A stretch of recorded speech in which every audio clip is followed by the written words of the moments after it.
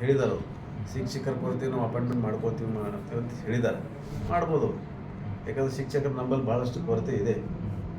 ಅದ್ರ ಬಗ್ಗೆ ನಾವು ಹೊಸದಾಗ ತೊಗೊಳ್ತೀವಿ ಅಲ್ಲ, ಶಿಕ್ಷಕರಿಗೆ ಅಥವಾ ಕಾಂಟ್ರಾಕ್ಟ್ ಬೇಸಿಸ್ ಮೇಲೆ ತೊಗೊಳ್ಳೋಕ್ಕಾಗ ಈಗಾಗಲೇ ನಾವು ಹೇಳಿದ್ದೀವಿ.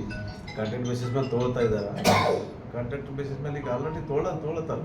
ಎಲ್ಲೆಲ್ಲಿ ಕಡಿಮೆ ಅದ ಅಲ್ಲಿ ತೊಗೊಳ್ತಾ ಇದ್ದಾರೆ. ನಮ್ಮ ಕಾಳಗಿ ತಾಲೂಕು ಸುತ್ತಮುತ್ತಲ ಅಭಿವೃದ್ಧಿ ಬಗ್ಗೆ ಈಗ ನಮ್ಮ ಕಾಳಗಿ ತಾಲೂಕದ ಬಗ್ಗೆನೇ, ಯಾಕಂದರೆ ಅಲ್ಲಿ ಆಫೀಸ್ ಇಲ್ಲ, ಅಲ್ಲಿ ಸಬ್ ರಿಜಿಸ್ಟರ್ ಆಫೀಸ್ ಇಲ್ಲ, ಭಾಳ ತೊಂದರೆ ಆಗುತ್ತೆ. ಯಾಕಂದರೆ ಕೆಲವರು ಲ್ಯಾಂಡ್ ಸರ್ವೆ ಮಾಡಿಸ್ಕೋಬೇಕಂತಾರೆ, ಅದನ್ನು ಸಮಸ್ಯೆ ಆಗುತ್ತೆ. ಯಾಕಂದರೆ ಅದು ಎಲ್ಲಿ ತಾಲೂಕು ಆಗ್ಯಾವ ಅಲ್ಲಿ ಪ್ರತ್ಯೇಕ ಆಫೀಸ್ಗಳು ಆಗಬೇಕು. ಯಾಕಂದರೆ ಬೇರೆ ಇಲ್ಲಿ ತಾಲೂಕು ಹೆಸರಿಗೆ ಮಾತ್ರ ಇದ್ದು ಬೇರೆ ಕಡೆ ನಾವು ನಮ್ಮ ಜನ ಅಲ್ಲಿ ಹೋಗಿ ಕೆಲಸ ತೊಗೊಳ್ಬೇಕಾದ್ರೆ ತ್ರಾಸ ಆಗ್ತದೆ. ಈಗ ಶಾಪದವ್ರದ್ದು ಅಲ್ಲಿ, ಕಾಳಗಿದವ್ರದ್ದು ಅಲ್ಲಿ ಸಬ್ ರಿಜಿಸ್ಟ್ರಿ ಆಫೀಸ್ ಚಿತ್ತಾಪುರಕ್ಕೆ ಹೋಗ್ಬೇಕು.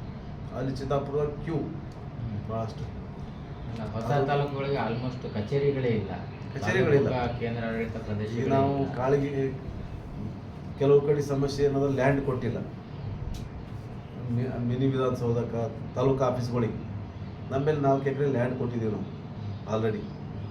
ಈಗ ಅದು ನಮ್ಮಲ್ಲಿ ಟೆಂಡರ್ ಇದನ್ನು ದುಡ್ಡು ಹಾಕಿ ಇದು ಮಾಡಿದ್ದಾರೆ. ನಮ್ಮಲ್ಲಿ ಬಿಲ್ಡಿಂಗ್ ಸ್ಯಾಂಕ್ಷನ್ ಎಷ್ಟು 50